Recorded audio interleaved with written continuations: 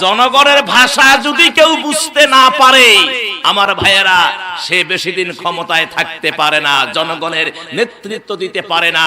জনগণের মুখের ভাষা ফেরাউন বোঝে নাই, নমরুদ বোঝে নাই, সাজ্জাদ বোঝে নাই, তারপরে জামাল নাসের বোঝে নাই, কামাল পাশা বোঝে নাই, ভারতের সম্রাট আকবর বোঝে নাই। আমার ভাইয়েরা জনগণের মুখের ভাষা আপাও বোঝে নাই, যার কারণে অবস্থা এই। তারপরেও আওয়াজ দেয় না, কি কোন জায়গায় আসলে আল্লাহ জানে। এ কথা কোন ঠিক কি না? বিদায় আমার ভাইয়েরা খুব হিসাব মিলাতে হবে। তাহলে আসেন, আদম আলাইহিস সালাতু ওয়াস সালাম তিনি আমাদের আদি পিতা।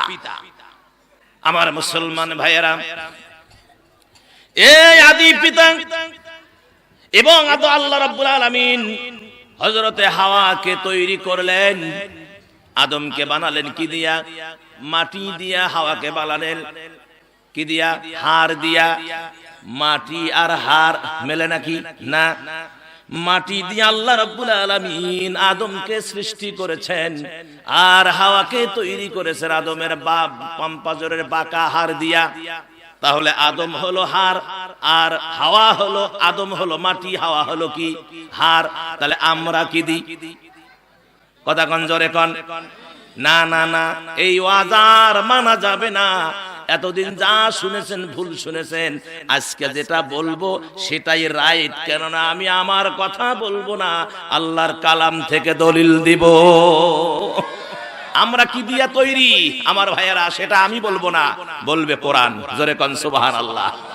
আপনি যদি কোরআন থেকে দলিল নেন তাহলে কোরআনের ওই সূরায় যেতে হবে, সূরা মুমিনুন। সূরার নাম কি? মুমিনুন। মায়েরা ভালো করে বোঝেন, সূরা মুমিনুন। এই সূরা মুমিনুনের ভিতরে আল্লাহ রাব্বুল আলামিন 12 নম্বর যে আয়াত আছে, এই আয়াতে আল্লাহ আমাদের সৃষ্টির রহস্যটা আল্লাহ উন্মোচন করে দিলেন। আল্লাহ পাক বললেন, বান্দা তোমরা কিসের সৃষ্টি একটু শুনে নাও। আল্লাহ ওয়াজ করলেন, আল্লাহ পাক বললেন, লাকাদ খালাকনাল ইনসানা মিন সুলালাতিন মিন তিন। এ মানুষেরা তোমরা শুনে রাখো, তোমরা কিন্তু মাটি দিয়ে তৈরি না। আদম মাটি দিয়ে তৈরি, হাওয়া হাড় দিয়ে, আর তোমরা হলা মাটির নির্যাস থেকে তৈরি। আল্লাহ মাটির নির্যাস থেকে, রস থেকে, মাটি থেকে না, মাটি দিয়ে না, মাটির রস দিয়ে, মাটির নির্যাস থেকে আল্লাহ আমাদেরকে সৃষ্টি করেছেন। চিৎকার মেরে বলেন আল্লাহু আকবার, চিৎকার বলে বলেন সুবহানাল্লাহ। এখন হাতিয়ার মানুষ কয় জামাই কয় কিরে, এটা কি ওয়াজ করলো? আমরা বলে মাটির নির্যাস থেকে তৈরি। জামাই বুঝি নাই, একটু ক্লিয়ার করে বুঝে দেন। ভলান্টিয়ার থাকলে বাচ্চাদেরকে একটু চিল্লাচিল্লি করতে নিষেধ করে দেন। যারা ভলান্টিয়ার আছেন বাচ্চাদেরকে একটু থামায়া দেন, আলোচনা করতে দেন আমাকে। সুযোগ যখন অনেকদিন পরে, 1 বছর পরে পাইছি, আমার ভাইয়েরা আলোচনা হবে 100-100। কোন বেটাকে এই 16 বছর পরোয়া করি নাই, এখন তোর পরোয়ার গোষ্ঠী নাই।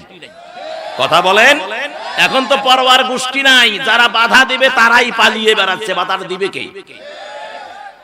গ্রামে কিছু কিছু কিছু এই সেন্টু মাথা মাস্তান পাতি নেতা ছিল না, ওদের আর খুঁজে পাওয়া যায় না। এজন্য বলছি যে একটি হারানো বিজ্ঞপ্তি, একটি হারানো বিজ্ঞপ্তি। গত 16 বছরে যারা দেওয়ানগিরি করেছে ওরা আজ হারিয়ে গেছে। যদি কোন সহৃদয়বান ব্যক্তি তাদের খোঁজ পেয়ে থাকেন, পার্শ্ববর্তী থানাতে তাদেরকে জমা দেওয়ার জন্য বিশেষভাবে অনুরোধ করা হইল। আল্লাহু আকবার কোন। উপদেষ্টা বলেছে গতকাল শুনেছি, যারা দুর্নীতি করেছে, যারা মানুষের অন্যায় করেছে, এদেরকে পার্শ্ববর্তী থানাতে ধরিয়ে দেন। এদেরকে পার্শ্ববর্তী থানায় ধরিয়ে দিবেন, এরা যেন বাঁচতে না পারে। যারা ছাত্র জনতার বুকের উপর গুলি চালিয়েছে, যারা হেফাজতে ইসলামের যোগ্য যোগ্য আলেমদেরকে বাতি নিভায়া দিয়ে কাপুরুষের মতো এই পৃথিবীর জমিন থেকে বিদায় করে দিয়েছে, এরা যেন বাঁচতে না পারে, এদেরকে ধরিয়ে দাও। কথা বলে ঠিক কিনা?